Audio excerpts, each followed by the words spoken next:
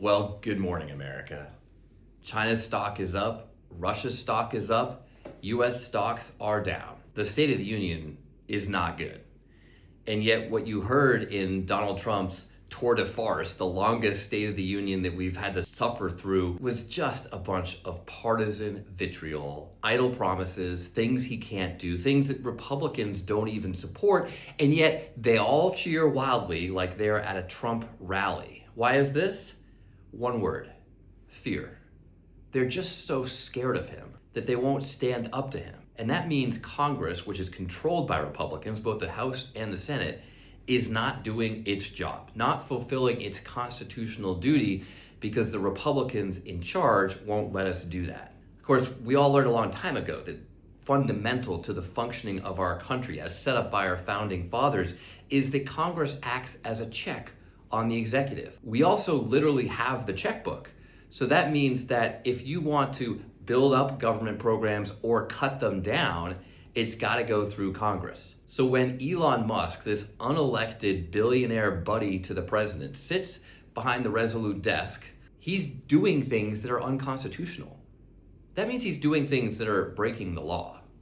So he's not just ruining lives, cutting people out, slashing agencies that do important work for us, for our national security, things that keep us safe every day, like air traffic controllers, for example. When he cuts people out of the FAA who are in charge of maintaining the radars and control systems that air traffic controllers rely on every day to do their job, yes, Elon Musk is making it less safe to fly around the country. He's also breaking the law. When he just fires tens of thousands of people without any just cause, he's not just ruining lives, he's breaking the law. When he tells people, you can take a buyout offer if you want, which means that all the people with better options, other jobs they can go to for higher salaries, are going to take that offer and leave the government, he's not only making government less efficient, he's also breaking the law.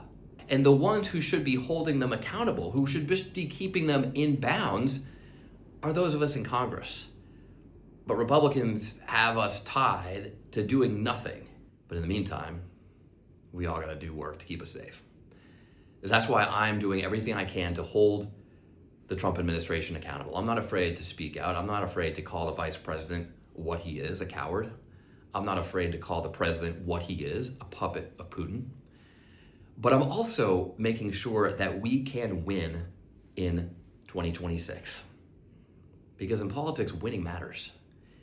And let's be honest, Democrats got wiped out across the board. By definition, we're out of touch with the majority of Americans. So we've got to come back.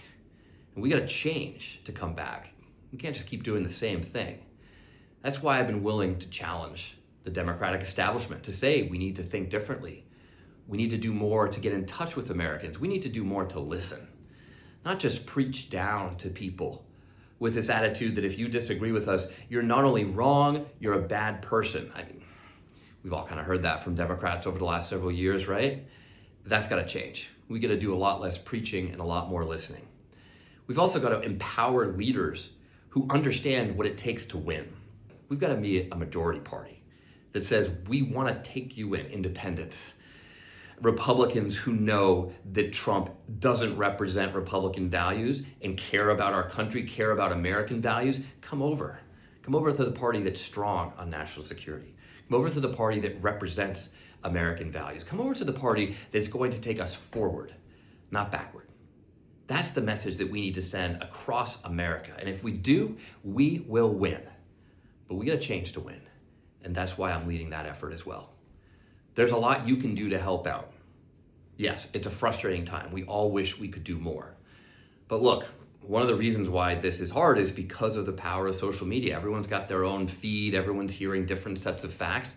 But it also is democratizing. It means that you can contribute to the conversation. So if you have a story about how your life is impacted by Elon Musk's cuts, you're a veteran trying to get services at the VA, you're someone who's just trying to get their Social Security check or IRS refund and can't get anyone to answer the phone because everyone's been fired, share that story, tell that story, get it out there to your friends and family. Give it to us. So when we're speaking on TV or whatnot, we can talk about your experience.